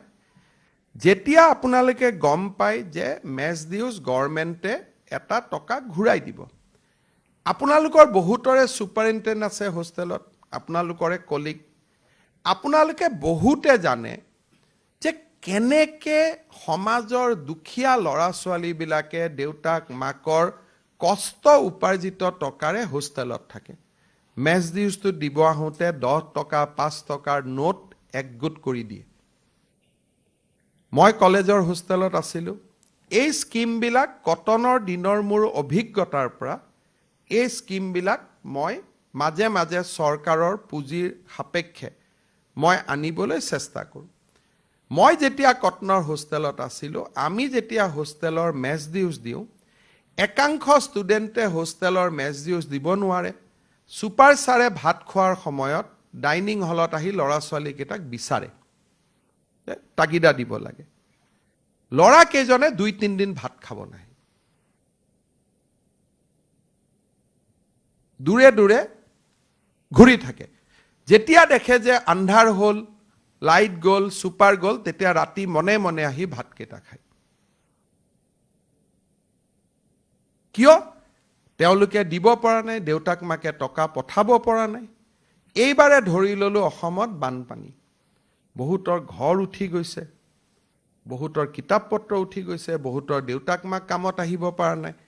কিন্তু হোষ্টেলৰ মেচটোতো চলিব লাগিব গতিকে 1 তাৰিখে আপোনালোকে ল'ৰা ছোৱালীৰ পৰা মেচ ডিউজ খুজিবই আৰু নুখুজিলে মেচটো নচলে খোজাটো আপোনালোকৰ দায়িত্ব কিন্তু সেই দিনাখন আপোনালোকে গম পাব যে আমাৰ দুখীয়া আৰু মিডল ক্লাছৰ মানুহখিনি কেনেকৈ বাস কৰে কবাৰ পৰা 5 টকা 10 টকা 2 টকা নোট গুট খুৱাই 1000 টকা কৰি আপোনালোকক মেচ ডিউজটো দিব যদি গভৰ্ণমেণ্টে কৈছে যে ইয়াৰ 50% আমি আপোনালোকক উভতাই দিম তো ইয়াত এই স্কিমটোত আপোনালোকে জপিয়াই পৰা উচিত নহয় জানো মই নিজে জানো কটনৰ vice chancellor what was his economic background during his student days he also fought a very hard life তেওঁ আপোনালোকৰ সৰহ সংখ্যকে যিখিনি 55 years এজত আছে আৰু ম্যাক্সিমাম ভাল বা বেয়া হক বহুত বিলাক এক্স কটনিয়ান আছে I have seen everybody struggling in our hostel বহুতক আমি কালেক্টিভলি আমি হেল্প কৰিছিলো আজি তেওঁলোক কলেজৰ প্ৰিন্সিপাল কলেজৰ প্ৰফেসৰ ঠিক আছে আজি আমি 2 লাখ টকা দৰমহা পাও we have a different life but is it necessary to forget our time in the hostel বাকি সব কাম দূৰত থাকক কিন্তু যেতিয়া ষ্টুডেন্ট এজনৰ কাৰণে হোষ্টেলৰ মেচ ডিউজটো ফ্ৰী পাইছে প্ৰথমটো ভাবিব লাগে যে এই চৰকাৰে কেনেকৈ দি আছে এইবিলাক ক'ৰ পৰা টকা পাইছে ফাৰ্স্ট কোৱেশ্চন বাতৰি কাকত বিলাকে উত্তৰ দিব যে লোন লৈ টকা পাইছে anyway fine that is a news paper reporting এটো তেওঁলোকৰ কথা কিন্তু আপোনালোকে যেটা বিশ্বাস কৰিলে যে এই স্কিমটো সঁচা স্কিম তাৰ পিছত এই স্কিমটো সফল কৰাত আপোনালোকে জাপ মাৰি পৰিব নালাগে জানো যে ভাই I have seen those days in my hostel গতিকে এই স্কিমটো আমি সাকসেস কৰি দিও আজিতো যদি মই ডিক্টেটৰ হলুহেতেন মই ডিপিআইক অৰ্ডাৰ দিলুহেতেন যে কটনৰ ফেকাল্টিখিনি দৰমহাৰ পৰা 200 টকা কাটি এইবাৰ টকাখিনি তাত উভতাই দিব লাগে but I cannot do it because I am not a dictator কাৰণ মই জানো কটনৰ গুটেকিজন প্ৰফেসৰক মই চিনি পাও সকলো they have faced the similar hard days in the college in the hostel মই আশা কৰিম যে এইবাৰ যাতে হোষ্টেল মেচ ডিউছত যেতিয়া আমি আপোনালোকক অহা মাহত ফৰ্ম পঠিয়াম take it as your own do not distance yourself from the government schemes take it as your own কাৰণ গভৰ্ণমেণ্ট আপোনালোকে ইয়াততো কোনো হিমন্ত বিশ্ব শৰ্মাই নিজৰ ঘৰৰ পৰা টকা দিয়া নাই কালেক্টিভলি উই আৰ গভৰ্ণমেণ্ট মন্ত্ৰী কেজন গভৰ্ণমেণ্ট নহয় কালেক্টিভলি উই আৰ গভৰ্ণমেণ্ট গতিকে এইবাৰ যেটো হোষ্টেল মেচ ডিউজ ঘৰুৱা আহিব নিযুত মইনাৰ স্কিম আহিব আমি চাইল্ড মেৰেজ অসমত ৰখাব লাগে গতিকে এইবাৰ আমি আপোনালোকক 1 আগষ্টত ফৰ্ম বিলাক দি পঠাম একোজন student welfare officer out of the faculty আপোনালোকে কৰি দিয়ক যে এও মেচ ডিউজৰ স্কিমটো চাব এও বিনামূলীয়া নামভৰ্তিটো চাব এও নিযুত মইনাটো চাব let students be benefited কাৰণ যিমানে ষ্টুডেন্ট বেনিফিট হয় এজনী ছোৱালীয়ে আমি নিযুত মইনাত কিমান টকা কৈ দিম ৰনোজদা 1000 টকা না 1000 টকা এগৰাকী ছোৱালীয়ে যদি প্ৰত্যেক মাহৰ 1 তাৰিখে বেংক একাউণ্টত পায় আপোনালোকে ভাবক এটেন্ডেন্স কিমান বাঢ়িব তাত লিখা থাকিব যে next year renewal will be subject to her attendance কলেজখনত তেওঁ আহিব কলেজখনত তেওঁ পঢ়িব ডিব্ৰুগড় ইউনিভাৰ্সিটিত মই গৈছিলো ষ্টুডেন্ট সকলে কয় যে স্যাৰ আমাৰ পইচা নাই আমি কেনেকৈ আমি প্ৰাইভেট যেটো আপোনালোকৰ সেলফ ফাইনান্সিং এইবাৰ আপোনালোকে চিন্তা কৰক যে ডিব্ৰুগড় ইউনিভাৰ্সিটি গুৱাহাটী ইউনিভাৰ্সিটি এগৰাকী ছোৱালীয়ে গভৰ্ণমেণ্টৰ পৰা 25000 পাব পাৰ মাহত 2000 টকাকৈ পাব। দেউতাক মাকৰ হাতৰ পৰা বহুত কষ্ট নোহোৱা হৈ গ'ল। এতিয়া এই স্কিমটোৰ প্ৰতি যদি আমি নিৰুদ্বেগ হৈ থাকোঁ,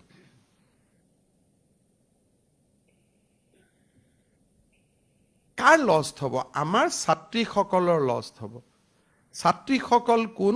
আমাৰ সন্তান হয়।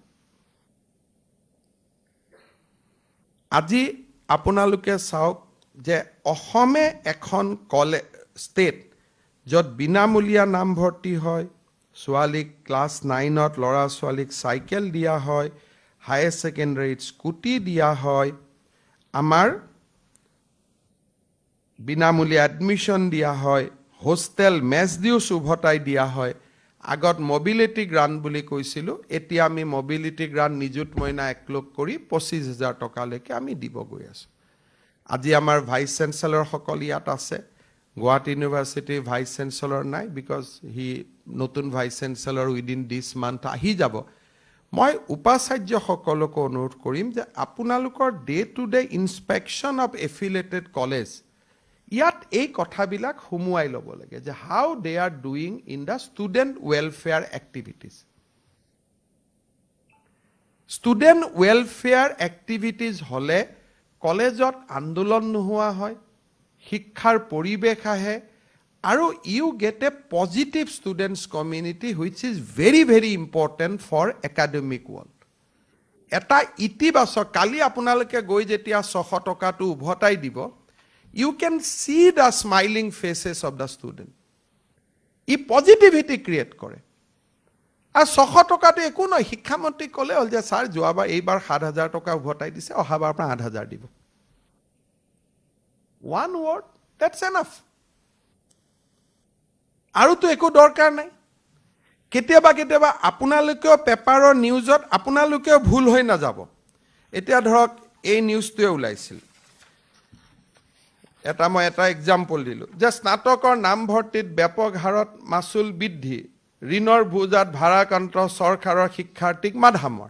এতিয়া এই নিউজটো বেলেগে বিশ্বাস কৰক, আপোনালোকে বিশ্বাস নকৰিব, কাৰণ আপোনালোকে জানে আপোনালোকৰ পৰা আমি 1 টকা লওঁ নেকি? ইয়াততো উপস্থিত আছে, কোনোবা কলেজৰ পৰা কোনোবা অসম চৰকাৰে 1 টকাও লয় নেকি? আপোনালোকে কওক। ফিজ যদি বঢ়াইছে এইটো আপোনালোকৰে কাম, কিন্তু আপোনালোকে সাহসেৰে গৈ কিন্তু পেপাৰখনক নকয় যে এইটো কিয় চৰকাৰখনক এনেই গালি পাৰিছে, এইটো আমিহে বঢ়াইছোঁ। আপোনালোকৰ মাজত কোনোবাই ফিজ বঢ়াব পাৰে, কিন্তু ইমানো সততা থাকিব লাগিব যে কলেজখনৰ প্ৰিন্সিপালে লিখিব লাগিব যে শিক্ষামন্ত্ৰীক এই কথাৰ কাৰণে গালি নাপাৰিব, মুখ্যমন্ত্ৰীক গালি নাপাৰিব, তেওঁলোকে গমেই নাপায়। এইবোৰ আমিয়ে বঢ়াইছোঁ। আমাৰ কলেজৰ ক্লাছৰুম এটা বনাব লাগে, আমাৰ কলেজৰ কেমেষ্ট্ৰি লেব এটা বনাব লাগে, এইবোৰ আমিয়ে বনাইছোঁ। চৰকাৰেতো টকা লোৱা বাদ দিয়ক, আমাক স্কুটি দিয়ে, আমাক চাইকেল দিয়ে, নিযুত মইনা দিয়ে, আমাক ষ্টুডেণ্টকতো নামভৰ্তি টকা চৰকাৰে লোৱা বাদ দিয়ক, we give back 1,000 crores rupees collectively out of all this scheme to the students community. আৰু এইবিলাক কোনে কৰি আছে? এতিয়া আপোনালোকেও যদি বিশ্বাস কৰি লয় যে নহয় আমাৰ কলেজৰ পৰা লয়েই নেকি, দিলে আপোনালোকে দিয়ে, আৰু যদি বিশ্বাস কৰি লয় তেতিয়া অলপ গভৰ্ণমেণ্টক দি দিব, তেতিয়া আমি ভালে পাম, গভৰ্ণমেণ্টে ভাল কামত খৰচ কৰিম। কিন্তু ডিব্ৰুগড় ইউনিভাৰ্চিটি, গুৱাহাটী ইউনিভাৰ্চিটি 13 জন উপাচাৰ্য ইয়াত বহি আছে, প্ৰিন্সিপালসকল বহি আছে, ওপৰত বহি আছে। মই বিনম্ৰতাৰে সৈতে আপোনালোকক সুধিম যে কৰবাত কোবা বিশ্ববিদ্যালয় কলেজৰ পৰা গভৰ্ণমেণ্টে 1 টকাও আজিলৈকে লৈছে নেকি? ইমানখিনিতো নাই লোৱা বুলি ক'বতো আমাৰ সাহস চবৰে থাকিব। অথচ প্ৰত্যেকখন কলেজতে, ডিব্ৰুগড় ইউনিভাৰ্চিটি এবাৰ আমি 100 কোটি টকা দিম। কেইদিনমান আগতে কটন ইউনিভাৰ্চিটিৰ লগত মোৰ মিটিং হৈছে, 52 কোটি টকা দিম। আজি আমাৰ ওমেন কলেজত 50 কোৰ্চৰ স্কিম চলি আছে, মাধৱদেৱ ইউনিভাৰ্চিটিত 50 কোৰ্চৰ স্কিম চলি আছে, হোজাইত 50 কোৰ্চৰ স্কিম চলি আছে। কলেজবিলাকক 1 কোটি 1.5 কোটি, কলেজত গ'লেও সিদিনা সোণাপুৰ কলেজত মোক মাতিব আহিছে, আগতে লিষ্ট এখন দি থৈ গৈছে যে গ'লে কি কি ঘোষণা কৰিব লাগিব। তো তো গভৰ্ণমেণ্টৰ পৰা লওক, গভৰ্ণমেণ্ট মানে কি আপোনালোকৰ যদি ল'ব পৰা অৱস্থাত আছে লওক, কোনো অসুবিধা নাই। কিন্তু এটা কথাটো জানো যে আমি গভৰ্ণমেণ্টক এটকাও ঘূৰাই নিদিওঁ। নামভৰ্তি টকা যদি বেছিকৈ লৈও আপোনালোকেই লয়, ৰাখে যদি আপোনালোকেই ৰাখে। You do not give a single paisa to the government. That is the fact of the life. ইয়াততো আৰু বেলেগ কথা হ'ব নোৱাৰে। যেতিয়া পেপাৰত নিউজটো ওলাল, এখন কলেজৰ প্ৰিন্সিপালে এখন লেটাৰ্ছ টু দ্য এডিটৰ দিব নোৱাৰিলে নে যে ইয়াততো চৰকাৰৰ কোনো দোষ নাই, এইটো টকা মোৰ কলেজত অলপ নামভৰ্তি মই বঢ়াইছোঁ, সেইটো মইহে ৰাখোঁ, এইটো গভৰ্ণমেণ্টে নলয়। ইমান ডাঙৰ ডাঙৰ কথাত চন্দ্ৰযান, সূৰ্যযান, ইমান ডাঙৰ ডাঙৰ কথাত কলেজৰ ফেকাল্টিসকলে আৰ্টিকল লিখি থাকে। এই সঁচা কথাটোত আৰ্টিকলটো লিখাত কি ভুল আছে, ভয় আছে? We could have written. এইবিলাক নিলিখাৰ ফলত কি হয়, পলিটিকেল লছটো বাদ দিয়ক, that is a different thing. এটা অশান্ত যুৱ শক্তিৰ সৃষ্টি হয়। আমাৰ বাতৰি কাকত, সাংবাদিক, সুধীবৃন্দ, প্ৰফেচাৰ, মন্ত্ৰী, আমি সকলোৱে এটা কথা বুজি নাপাওঁ যে এনেকুৱা ধৰণৰ নিউজ, এনেকুৱা ধৰণৰ চিন্তা চৰ্চা, 600 টকাই গোটেইবিলাকে এটা অশান্ত যুৱ শক্তিৰ সৃষ্টি কৰে। আৰু অশান্ত যুৱ শক্তি এটা চৰকাৰৰ কাৰণে বেয়া নহয়, ৰাজ্যখনৰ কাৰণে বেয়া। উই হেভ জাষ্ট নাও অভাৰকাম মিলিটেঞ্চি, ডাঙৰ অসম আন্দোলন, জনজাতীয় আন্দোলন, মিলিটেঞ্চি। আমি এটা ডাঙৰ নিগেটিভ এনভাইৰনমেণ্টৰ পৰা অসমখনক এটা পজিটিভ এনভাইৰনমেণ্টলৈকে লাষ্ট 3-4 বছৰত আহিছে। And this is a collective relief to the society. কাৰণ যেতিয়া গণেশগুৰিত বোম ব্লাষ্ট হয়, তেতিয়া তাত কলেজৰ প্ৰফেচাৰো থাকিব পাৰে, মুখ্যমন্ত্ৰী থাকিব পাৰে, বোমেতো মানুহ চিনি নাপায়, আমাৰ সম্পৰ্কীয় মানুহ থাকিব। আজি বহু দিনৰ মূৰত অসমে এটা সৌম্য শান্তি এটা ৰূপ দেখা পাইছে। আৰু ইয়াক ডাঙৰ দীঘল কৰা আৰু ইয়াক স্থায়ী কৰা আমাৰ এটা collective responsibility. This is not the responsibility of chief minister or education minister. This is the collective responsibility যে অশান্ত যুৱ শক্তি এটা আমি সৃষ্টি নকৰি সৌম্য, শান্ত, প্ৰশান্ত এটা যুৱ শক্তিক আমি যাতে নিৰ্মাণ কৰোঁ।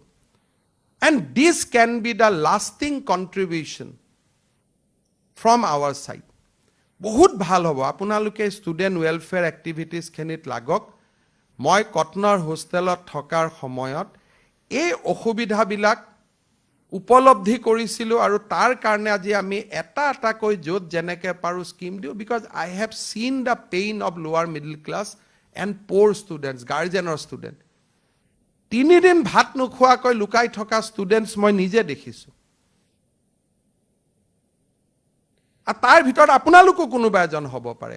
আই ন' date boy is now a faculty of a college. And he is still serving. মোক মনততো পেলাই থাকে।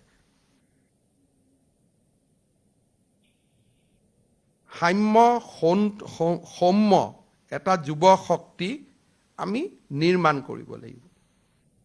আজি ৰাতিপুৱাও এটা আছে যে কলেজত চাকৰি কৰিলে PRC নালাগে। PRC লাগিবই, আমি নিৰ্দেশ দিম, কিন্তু PRC cannot protect our local interest.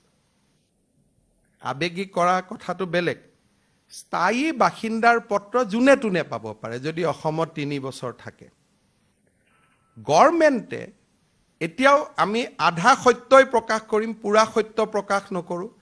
গভৰ্ণমেণ্টে ডাঙৰ ছেফগাৰ্ড এটা দিছে যে কলেজত প্ৰফেচাৰ 4ৰ্থ শ্ৰেণীৰ চাকৰি পাবৰ কাৰণে লোকেল লেংগুৱেজৰ ওপৰত প্ৰফিচিয়েঞ্চি থাকিব লাগিব। আৰু আপোনালোকেও গভৰ্ণমেণ্ট অৰ্ডাৰখন পাইছে যে all candidate must have proficiency in local language. It was Secretary Higher Education or namot. This order was issued. Aru this safeguard, jikhon 29/1/2022 ulai goise. This is highest level of safeguard. আজি হাইলাকান্দিত যেতিয়া এখন কলেজত interview হ'ব বৰাক উপত্যকাৰ ষ্টুডেণ্টছৰ লং demand আছিল যে 3rd grade 4th grade আমাৰ ষ্টুডেণ্টে পাওক গভৰ্ণমেণ্ট অৰ্ডাৰ আমি দিব নোৱাৰোঁ কিন্তু যেতিয়া আমি কৈছোঁ প্ৰফিচিয়েঞ্চি ইজ লোকেল লেংগুৱেজ তাৰে ষ্টুডেণ্টে পাব যেতিয়া আমি কৈছোঁ যে প্ৰফিচিয়েঞ্চি ইজ লোকেল লেংগুৱেজ কোকৰাঝাৰত বড়ো আৰু অসমীয়া জানা ল'ৰা ছোৱালীয়ে পাব ৰাভা হাছাঙত ৰাভা জানা ভাষা জানা ল'ৰাজনকো আমি কনচিডাৰ কৰিব পাৰোঁ ৰাতিপুৱাই হুলস্থুল হৈ গ'ল যে গভৰ্ণমেণ্টে PRC উঠাই দিলে কিন্তু PRCৰ জাগাত যে গভৰ্ণমেণ্টে হাইয়েষ্ট লেভেল অফ ছেফগাৰ্ড আনিলে সেই কথাটো কিন্তু ক'তো উল্লেখ নহয় কিন্তু আমি জানো যে এইখন গভৰ্ণমেণ্টে অসমৰ মানুহৰ স্বাৰ্থতে কাম কৰিব যেতিয়া কলেজৰ প্ৰফেচাৰ এপইণ্টমেণ্ট হয় PRCৰ কথা কোৱা কাৰণে দুই এখন কোৰ্টত আমাক ক'লে যে তোমালোকে PRC ইনচিষ্ট কৰিব নোৱাৰা উই লছ দ্য কেছ আৰু আমি কলেজৰ ফেকাল্টিত আমি বাহিৰৰ মানুহক এপইণ্টমেণ্ট দিবলগীয়া হ'ল বিকজ অফ হাই কোৰ্ট এতিয়া আমি কৈছোঁ যে নহয় কলেজৰ প্ৰফেচাৰ এপইণ্টমেণ্ট কৰাৰ আগতে প্ৰফিচিয়েঞ্চি অফ লোকেল লেংগুৱেজ তাৰমানে শুৱালকুছিত যদি চাকৰি কৰিব খোজে অসমীয়া জানিব লাগিব অসমীয়াৰ পেপাৰ এখন আপোনালোকে 15 মিনিটৰ প্ৰথম কৰাই ল'ব তেতিয়া উৰিষ্যা বা বিহাৰৰ পৰা অহা ষ্টুডেণ্টজনে কেনেকৈ অসমীয়াত লিখিব সো যিসকলে নিজক জাতীয়তাবাদী বুলি ভাবে আমি তাতকৈও বেছি জাতীয়তাবাদী we go to the next level কাৰণ PRC বুলি ক'লে বঙালী কথা কোৱা মানুহ এজনো PRC হিন্দী ভাষী কোৱা মানুহ এজনো PRC কিন্তু যেতিয়া লোকেল লেংগুৱেজ বুলি ক'ব it is a very hard definition যেটো কলেজৰ মেনেজিং কমিটিয়ে ঠিক কৰিব what is the local language of my college area Sualkuchi কলেজে ক'ব অসমীয়া হোজাই কলেজে ক'ব আছামী ষ্ট্ৰোক বেংগলী হাইলাকান্দিয়ে ক'ব বেংগলী ষ্ট্ৰোক হিন্দী শিলচৰত ক'ব বেংগলী প্লাছ ষ্ট্ৰোক হিন্দী কোকৰাঝাৰত ক'ব বেংগলী ষ্ট্ৰোক বড়ো সব PRCটো আৰ্মিত কাম কৰি থকা মানুহ এজনেও ইয়াত PRC পাব যদি 3 বছৰ থাকে ডক্টৰ মনমোহন সিঙেও ইয়াত PRC পাইছিলে যদিও অসমত এদিনো থকা নাই because PRC is a legal document but when you spoke about the local language it is a subjective satisfaction of that college আর যাৰ ফলত কলেজৰ পোষ্টত আউটসাইডাৰে এপইণ্টমেণ্ট পোৱাৰ কথাটো নাহিবই কিন্তু ৰাতিপুৱাৰ পৰা সাংবাদিক মেল প্ৰেছ কনফাৰেন্স সব হৈ গ'ল কিন্তু ক'তো এখাৰ নকলে যে গভৰ্ণমেণ্টে another safeguard was prescribed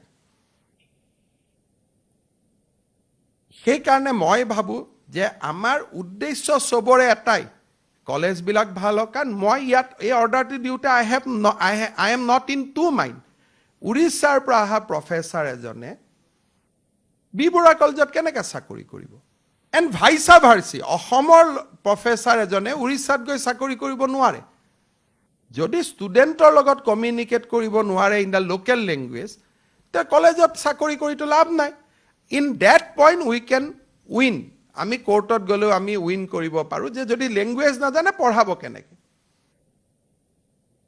সেই কাৰণে গভৰ্ণমেণ্টৰ প্ৰত্যেকখনেই এই অৰ্ডাৰটো হয়তো আপোনালোকৰ বহুতৰ চকুটো পৰা নাই সেই কাৰণে DPI খুধি আছে কি কৰিম DPI উত্তৰ দিবলগীয়া হৈছে কিন্তু আপোনালোকে এই অৰ্ডাৰখন যদি পঢ়ি চালেহেতেন যে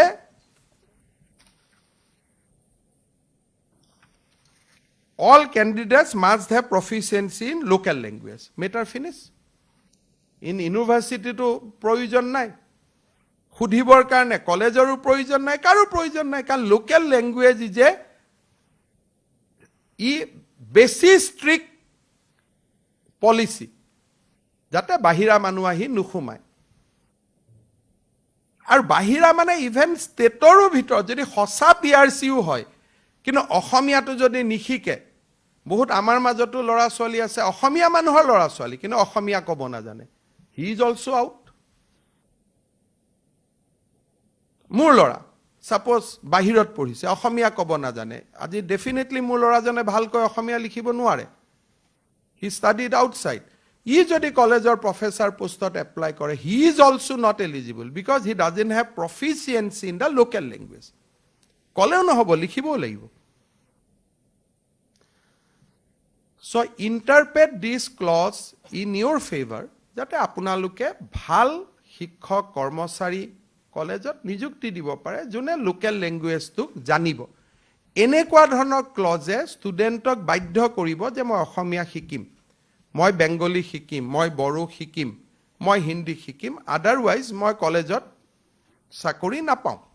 আমি SCSতো এই ক্লজটো দিছোঁ, আমি লোকসেৱা আয়োগৰ পৰীক্ষাটো এই ক্লজটো দিছোঁ, যাতে লোকসেৱা আয়োগতো আমি লোকেল লেংগুৱেজ জানা কেণ্ডিডেটহে আমি পাব পাৰোঁ। PRC is a very loose definition. মই আকৌ এবাৰ কৈছোঁ যে ডক্টৰ মনমোহন সিঙৰো অসমৰ PRC আছে। যি নহওক, আশা কৰোঁ যে কুৱেটৰ এডমিশ্যনটো আপোনালোকে পষ্ট কুৱেট বৰাক ভেলীত আজি এডমিশ্যন হোৱা নাই, পষ্ট কুৱেট আপোনালোকে নেক্সট ৰাউণ্ড অফ ফ্ৰী এডমিশ্যনৰ পইচা উভতাই পাব। তেতিয়া মিটিং পাতাৰ কথা নাই, বিকজ আজি আমি মিটিং কৰিলোঁ। 10 ছেপ্টেম্বৰত আই উইল এনচিয়ৰ 10 ছেপ্টেম্বৰ মিনছ 10 ছেপ্টেম্বৰ 10 তাৰিখে আপোনালোকে কুৱেটৰ ফ্ৰী এডমিশ্যনৰ পইচা উভতাই পায়। থাৰ্ড আৰু ফিফ্থ ছেমিষ্টাৰতো ষ্টুডেণ্টক আপোনালোকে ফ্ৰী এডমিশ্যন দিব, দ'জ হু আৰ ইলিজিবল। যি পইচা লাগে আমাৰ গাইডলাইন ওলাব, গাইডলাইন মতে আপোনালোকে ফ্ৰী এডমিশ্যন দিব। অফক'ৰ্ছ আমি চবকে ফ্ৰী এডমিশ্যন নিদিওঁ, যাৰ এটেণ্ডেঞ্চ নাই তাক আমি ফ্ৰী এডমিশ্যন নিদিওঁ, বিকজ ষ্টুডেণ্ট মানে এটেণ্ডেঞ্চ। গতিকে আমি কেইটামান থাৰ্ড আৰু ফিফ্থ ছেমিষ্টাৰৰ ফ্ৰী এডমিশ্যনৰ কাৰণে আমি আপোনালোকক গাইডলাইন পঠিয়াম। আপোনালোকে গাইডলাইন মতে ফ্ৰী এডমিশ্যন কৰি দিব আৰু হাপ মাৰি নেগুৰত বিষ নাৰাখিব, বোলে তোক ফ্ৰী কৰিলোঁ কিন্তু 200 টকা দি থৈ যা। সেইটো নকৰিব, গোটেইখন গণ্ডগোল হৈ যায়। গতিকে আপোনালোকে উভতাই দিব। আৰু কোনোবা কলেজে যদি এডমিশ্যনৰ ফিজ বঢ়ায়, আমিতো ফিক্স বঢ়াওঁ, তেতিয়াহ'লে লোকেল জাৰ্নেলিষ্ট আদিক মাতি আনিব, আনি ক'ব যে এইবাৰ আমি এইটো কাৰণে বঢ়াবলগীয়া হৈছে যে কলেজত অডিটৰিয়াম এটা বনাব খুজিছোঁ, লেব এটা বনাব খুজিছোঁ, কিবা কাৰণত আপোনালোকে কৰিব পাৰে। মই কলেজৰ অট'নমিটোক মই হাত দিব খোজা নাই, বাট এইখিনি সকলোৱে জানা হ'ব লাগে, যাতে চবৰে আপোনালোকে যি কৰিব সেই দায়িত্বটো আপোনালোকৰ লগত থাকক, মোৰ পিঠিত যাতে মাৰটো নপৰে। আপোনালোকে বঢ়াইছে, মাৰটো মোৰ পিঠিত বঢ়াব আৰু আপোনালোকে দূৰৰ পৰা চাই এনজয় কৰি থাকিব যে বঢ়ালোঁ আমি, গালিটো পাৰিছে মুখ্যমন্ত্ৰীক, ভাল হৈছে দে। চ' সেইটোতো নহ'ব। আমি যোনে যি কৰিছোঁ তাৰ দায়িত্ব আমি নিজে ল'ব লাগিব। We cannot shift the blame to the others. যি নহওক, এইবাৰ সমৰ্থত টেকন'লজিৰ জৰিয়তে এডমিশ্যন দিয়াটো খুব ভাল কাম হৈছে। কিবা যদি আপোনালোকে প্ৰচেছটোত অসুবিধা পাইছিলে, ইট ইজ অবভিয়াছ কিবা অসুবিধা পাব পাৰে, আপোনালোকে ডিৰেক্টৰ অফ হায়াৰ এডুকেশ্যনক জনাব, আমি যাতে অহা বছৰ ইয়াক আৰু ৰবাষ্ট কৰিব পাৰোঁ। আটাইতকৈ ডাঙৰ অসুবিধাটো হ'ল কলেজত যেতিয়া IT জনা মানুহ এজন নাথাকে। এজন ফেকাল্টিক ITৰ কামত আমি অলপ এক্সপাৰ্ট কৰিব লাগে, if necessary by giving him a special incentive. সমৰ্থত মই দেখিলোঁ যেতিয়া NICৰ মানুহবিলাক গ'ল, মোক ঘূৰি আহি কৈছে যে একো কথা নাই ছাৰ, অলপ এই কথাখিনি নজনাৰ কাৰণে এইটো হৈ আছিলে। গতিকে অকণমান টেকন'লজি জনা মানুহ, আৰু DPI বা DHCয়ে যেতিয়া জুম আদি কৰে এইবোৰ শিকাবৰ কাৰণে প্ৰথমতে ভালকৈ শিকি ল'ব লাগে, নহ'লে এসময়ত প্ৰব্লেমটো আমাৰ গালৈকে আহে। কিন্তু ট্ৰেইনিং প্ৰগ্ৰেম হৈ যায়, এডমিশ্যনৰ আগত 2 ৰাউণ্ড মিটিং হৈ যায়, বোলে মই বুজা নাই, এজন মানুহক গুৱাহাটীত পঠাই দিওঁ, DPI অফিচত গৈ বুজি আহক, একো অসুবিধা নাই। কলেজততো ইমান ফাণ্ড থাকে, এজন প্ৰফেচাৰক বা এজন ফেকাল্টিক গুৱাহাটীত পঠাই দিওঁতে একো নাযায়। গুৱাহাটীত বহুত মানুহৰ কামো থাকে, ঘূৰোতে সুধি যাব। সমৰ্থটো এনেকুৱা এটা টেকন'লজি যে যোনে এডমিশ্যনটো একদম স্মুথ আৰু ফ্ৰী কৰি দিব, যে কোনো হাছল নাই। আজি আপোনালোক ফ্ৰীয়ে হৈ গ'ল এডমিশ্যনৰ, নহ'লে ইটো সিটো আহিয়ে থাকে। স্পট এডমিশ্যনো হৈ গ'ল, যাক দিবলগীয়া আছিল দিয়াও গ'ল, এভৰিথিং ইজ ফিনিছড। কুৱেটৰ পিছতো সমৰ্থত ভাল কৰি কৰিব। আৰু ফাইনেলি এই গোটেই গভৰ্ণমেণ্টৰ প্ৰজ্ঞান ভাৰতী আৰু নিযুত মইনা স্কিমবিলাক যেনেকৈ আপোনালোকে পাই থাকিব, মোৰ ব্যক্তিগত অনুৰোধ যাতে এইবিলাক ইউ অ'ন দিট, আপোনালোকে নিজৰ বুলি যাতে ধৰি লয়। বহুত বহুত ধন্যবাদ।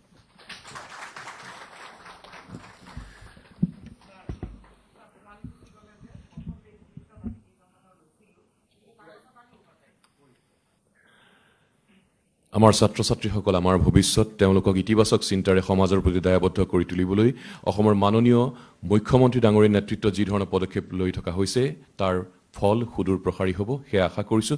ধন্যবাদ জনাইছোঁ অসমৰ মাননীয় মুখ্যমন্ত্ৰী ডক্টৰ হিমন্ত বিশ্ব শৰ্মা ডাঙৰীয়া।